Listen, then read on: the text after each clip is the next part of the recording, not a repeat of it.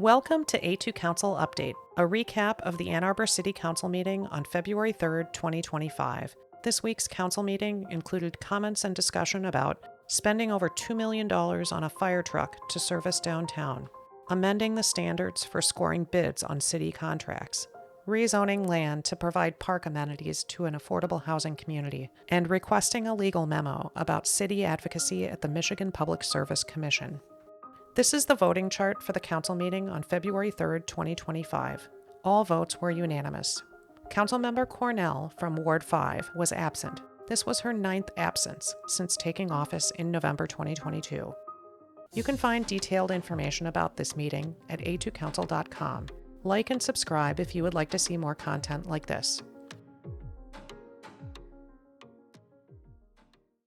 Before we continue with the meeting summary, I'd like to share resources for community members who care about how friends and neighbors may be impacted by new federal policies. If you or someone you care about is anxious about their immigration status and safety, visit michiganimmigrant.org to learn about your rights and how to access help. If you or someone you care about cannot get a passport or other documents due to their gender identity, visit lambdalegal.org to learn about your rights and how to access help. Finally, this month, the suspension of federal programs is a crisis for refugee families in our local community. You can donate to support housing and stability for families in Ann Arbor by visiting Jewish Family Services at jfsannarbor.org. This week's Ann Arbor City Council meeting included a presentation from Stephanie Carter, Chair of the Independent Community Police Oversight Commission, or ICPOC. In January, we're very busy finishing up our 2024 annual report. We hope to have that out to you in the next couple of weeks. We have been having meetings with Chief Anderson and some of his staff, his command staff. Our outreach committee is busy planning for what we hope will be we're calling it at this point a social justice symposium, which should be held in May. After introductory remarks, public comments, and staff explanations, Council discussed agenda items for about 10 minutes. 3 people signed up in advance to offer public comments. 2 people spoke to topics on the agenda. The consent agenda this week included 10 items and expenditures of just over $3 million. Nothing was pulled for discussion, but city staff offered explanation of 1 item. CA6 allocated $2.3 million for the purchase of a Firetruck. A staff memo explains that it will take about 4 years for the city to receive it. This particular type of Firetruck is needed to navigate downtown. City Fire Chief Mike Kennedy explained. The industry has shrunk, so it's about half the domestic manufacturers than there were about 20 years ago. They have never caught up from COVID, and a lot of communities used federal money over the last couple of years to purchase fire apparatus. You had a huge demand that the manufacturers just were not ready for, and that has really placed them in almost a monopoly market where very few manufacturers, significant orders from municipalities. We've been working tremendously with the DDA over the last several years with the desire for bike lanes, pedestrian bump outs. Our current ladder truck is routinely having to drive over curbs, driving over the bike lane reflectors. We just simply don't have a choice but to navigate, given the turn radius, to really have to drive over those things. The tiller truck has a rear driver, and so it allows for this dramatic over 30% reduction in turn radius. This is what other communities with very tight areas, Seattle, San Francisco, Washington, D.C., New York, have these sorts of rigs. The consent agenda, including the Firetruck purchase, was approved unanimously. City Council considered amendments to the Best Value Procurement Ordinance. This ordinance outlines city policy for receiving bids and awarding millions of dollars in city contracts. Amendments will eliminate paperwork by allowing contractors to submit materials via their company websites. Amendments will also eliminate the category of sustainable materials and practices, because typically there are no alternative sustainable options for city construction projects.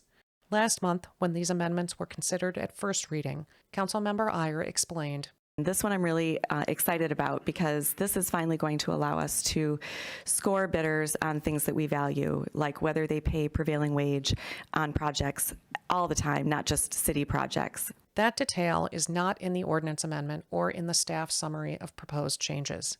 This week, Council unanimously approved the amendments without any comment or discussion. Council then considered a rezoning that will create new parkland to benefit one of the city's affordable housing communities.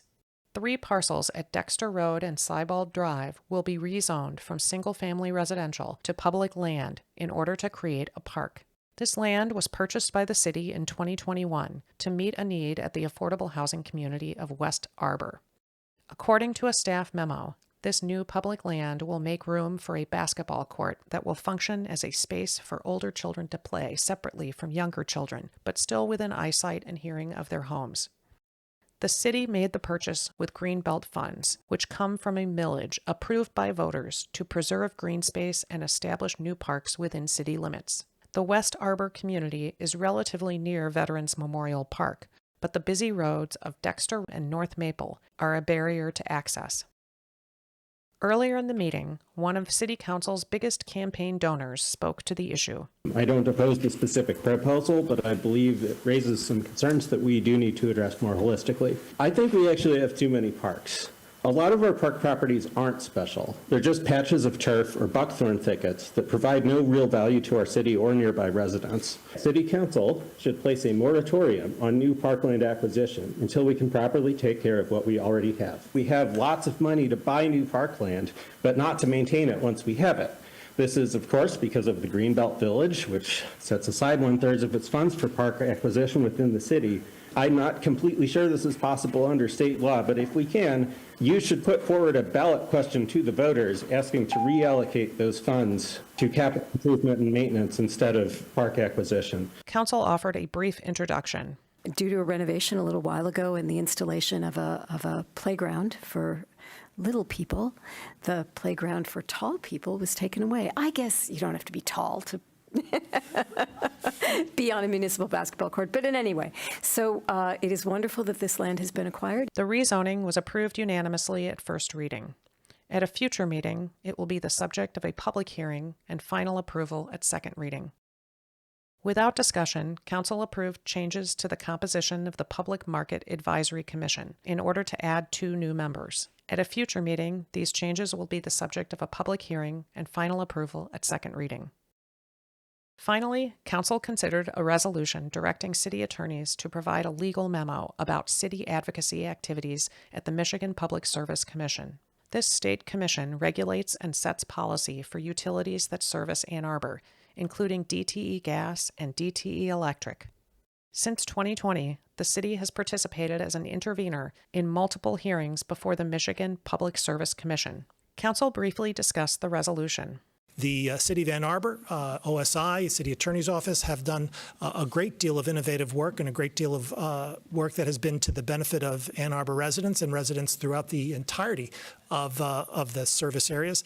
And so we're asking here today the City Attorney's Office to put together a memorandum which would explain a little bit more of what it has been doing, and the success that it's had, and the effects that success has been experienced by residents. Rarely are there municipalities standing up for their own citizens' interests in these cases. But however, that's exactly what our city's attorney's office has done here, and I'm excited to learn further about the results this unique intervention has achieved. Technically, most of this intervention was done not by the city attorney's office, but by a consulting law firm that has been paid hundreds of thousands of dollars by the city through the Department of Sustainability and Innovations. Since 2021, the law firm of Rezoning has represented the city of Ann Arbor in multiple cases before the Michigan Public Service Commission. In April 2024, the city hired a Rezoning attorney to work directly for the city as part of staff working on sustainability issues. That attorney continued representing Ann Arbor at the Michigan Public Service Commission as an employee working directly for the city. However, 1 month after her hiring, City Council approved another $54,000 payment to Rezoning for legal services, which was added to the existing $110,000 annual contract with Rezoning. Council voted unanimously to approve the request for a legal memo regarding advocacy at the Michigan Public Service Commission. The council meeting adjourned at 7:45 without any further public comment. For more details about this meeting, visit A2Council.com. Welcome to this week's A2Council Moment of Zen. Had a question today about the price of the ladder truck that's before you this evening. I'm going to use a technical term, and that's bonkers. The price of fire trucks has become bonkers.